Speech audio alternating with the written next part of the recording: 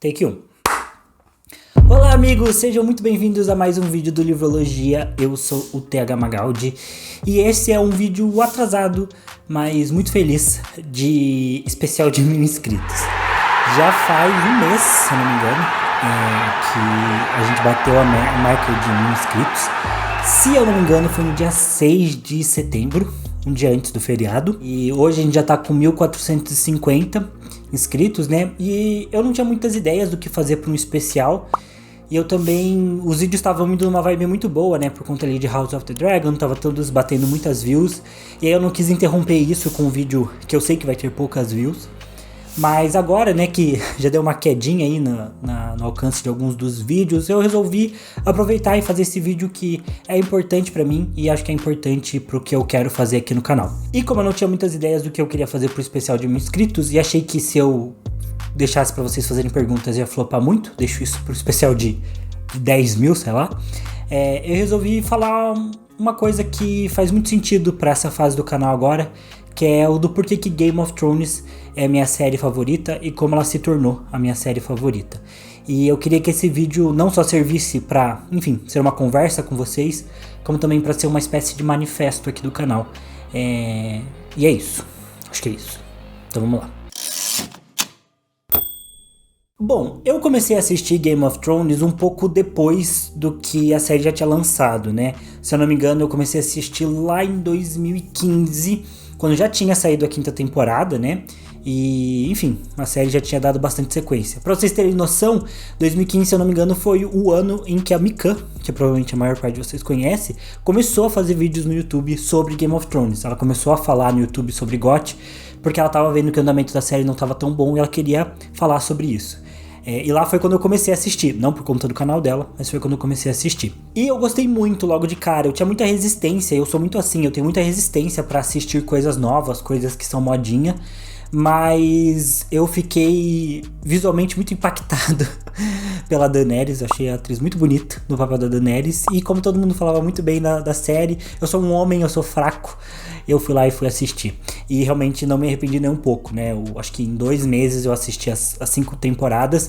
E aí consegui ter a ótima experiência, que pra mim foi realmente muito marcante, de ficar aguardando a 6ª temporada, né? Que se eu não me engano saiu só em 2016. E nesse processo de ficar aguardando a 6ª temporada, eu pude ter um pouco dessa experiência de ver teorias sobre o que iria acontecer, de ver fóruns. Naquela época a pauta era Jon Snow está vivo ou está morto, né? Foi o grande mistério que teve aí durante as temporadas de Game of Thrones, né? Foi uma parada que todo mundo falava, todo mundo comentava, os atores diziam que estava morto, e aí saía foto vazada e todo mundo tentou disfarçar, e realmente tinha uma certa preocupação muito grande que o Jon Snow não ia voltar pra série, né? E foi muito marcante isso pra mim.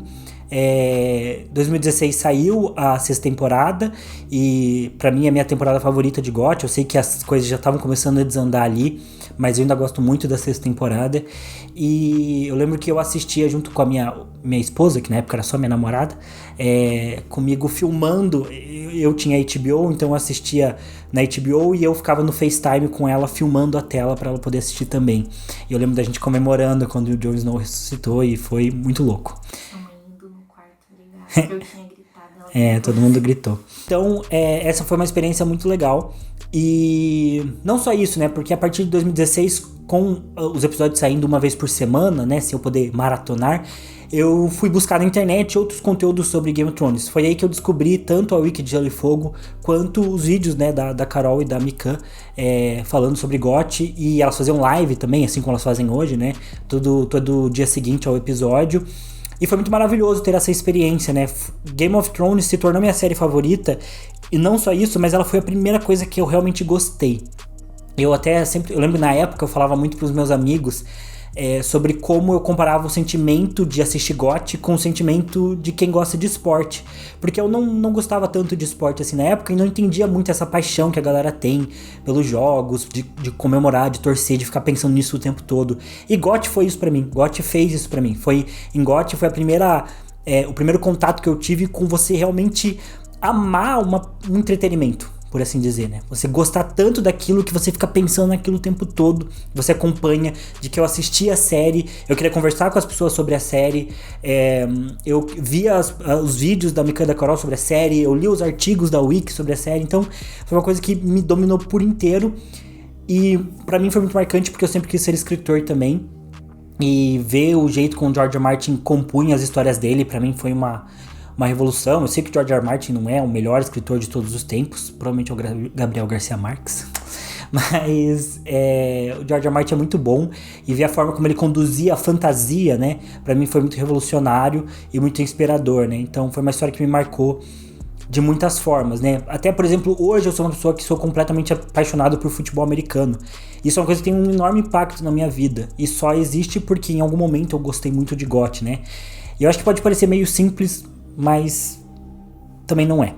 E por que eu falo que não é tão simples? Porque eu acho que muitas vezes a gente subestima a capacidade que a cultura e o entretenimento têm de atuar nas nossas vidas. Tanto pro bem quanto pro mal, mas especialmente aqui pro bem. A gente considera que a arte, a cultura, os esportes, às vezes são coisas meio secundárias, né? São coisas não tão importantes. Eu venho de uma família que sempre tratou muito a cultura e o entretenimento como algo bem supérfluo, né? Também por uma visão bem conservadora cristã em alguns momentos, né? De considerar que tudo isso era muito mundano e que a gente devia estar num nível acima disso, espiritual, e não dar tanta bola para essas coisas. Não deu certo comigo, né? Eu sempre fui completamente focado e viciado, especialmente em histórias, né? Em boas histórias. Seja por livro, filme, série, mangá, anime, desenho. Eu sempre curti muito boas histórias. E Game of Thrones é uma baita de uma história, né? Então me pegou muito forte. E eu acho que esse tipo de conteúdo, de entretenimento, tem muito impacto, ou pode ter muito impacto na vida das pessoas, né?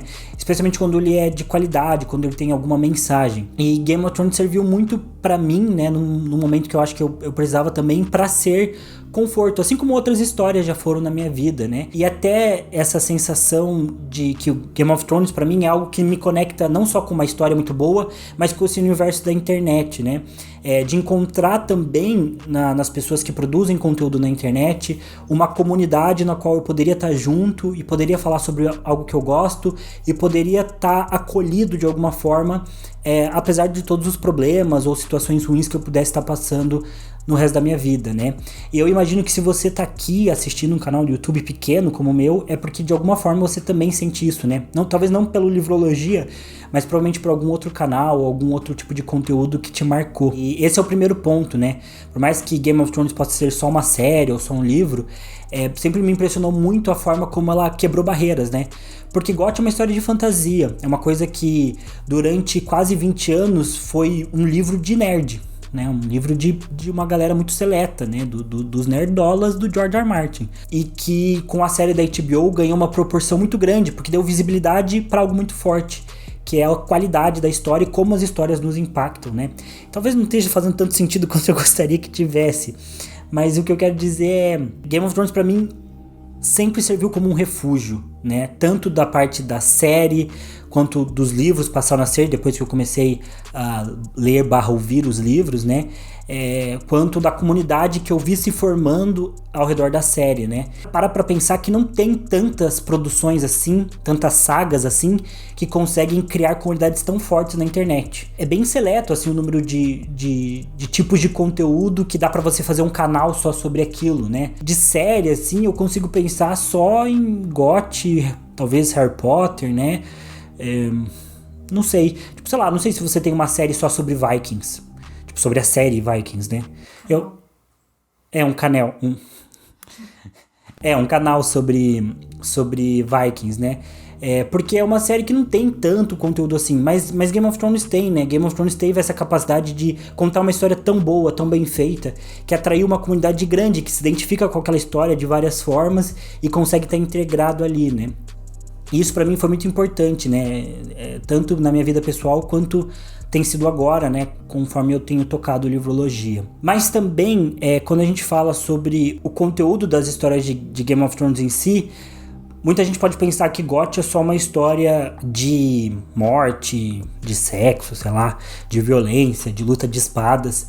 Mas eu acho que todo mundo que se conectou de verdade com a trama sabe que não é bem isso, né? O George R. R. Martin fala que ele não sabe o que ele gostaria de escrever se ele não estivesse escrevendo GOT, ou qual seria a próxima história que ele contaria se ele terminasse GOT, né? Tá otimista. Mas ele fala que independente de qual fosse, ele gostaria que fosse uma história que fala sobre o coração humano em conflito consigo mesmo. E pra mim isso é muito forte, porque eu consigo identificar claramente isso em Game of Thrones, né? Especialmente nos livros, mas nos melhores momentos da série, e agora em House of the Dragon, dá pra ver muito como a história é movida por isso. Pelo coração humano em conflito consigo mesmo, né? Pela forma como os personagens lidam com seus próprios problemas e tomam decisões difíceis, né? Em determinados momentos, né? Acho que todos os personagens de GOT são assim. Se você pega o Tyrion, a Daenerys, o Jon especialmente, o Ned, a Catelyn, acho que dá pra navegar por todos os personagens que têm ponto de vistas, e todos eles têm muitos momentos em que eles precisam tomar decisões a partir dos sentimentos, das confusões internas que eles têm, e lidar com aquilo da melhor forma que eles podem, né? Seja com o luto, seja com a perda, seja com as adversidades, né? De você ter uma injustiça acontecendo contra você, de você estar lutando numa guerra, que eu nem sei como imaginar passar por isso, né? Mas esses personagens estão sempre em constante conflito, e não só em conflito uns com os outros, né? Mas em conflitos internos, né? Em conflito com seus próprios sentimentos. E apesar de eu ter passado alguns vídeos, né, aqui já criticando alguns posicionamentos que a galera tem em relação aos Targaryen, a personagem que mais me faz pensar nisso é a Daenerys, né? Ela é uma personagem que talvez a história dela inteira se resuma só nisso, né? No coração humano em conflito consigo mesmo. Porque tem muitos momentos em que a Daenerys tá no meio de uma situação extremamente difícil, e tem até uma frase que ela fica repetindo pra si mesma, que é: se eu olhar pra trás agora, eu estarei perdida. E essa frase me marca muito, porque eu uso ela muitas vezes na minha vida. Porque às vezes a gente tem dúvidas sobre o que a gente está fazendo, ou sobre o que a gente quer fazer, ou sobre como que a gente tem que lidar com uma determinada situação. E às vezes a gente precisa ter um pouco de confiança, né, no que a gente está fazendo. A gente precisa acreditar em nós mesmos ou naquilo que a gente pode fazer. E às vezes a gente tem o suporte de algumas pessoas queridas, às vezes a gente não tem tanto suporte. Tem situações em que é só nós e Deus, né? Então, essa frase da Daenerys, ela sempre aparece pra mim quando eu duvido de mim mesmo, ou quando eu duvido do que eu quero fazer, e me ajuda muito, né? Eu sempre penso, se eu olhar pra trás agora, eu estarei perdido. E isso foi uma coisa que o George R. R. Martin me ensinou, assim.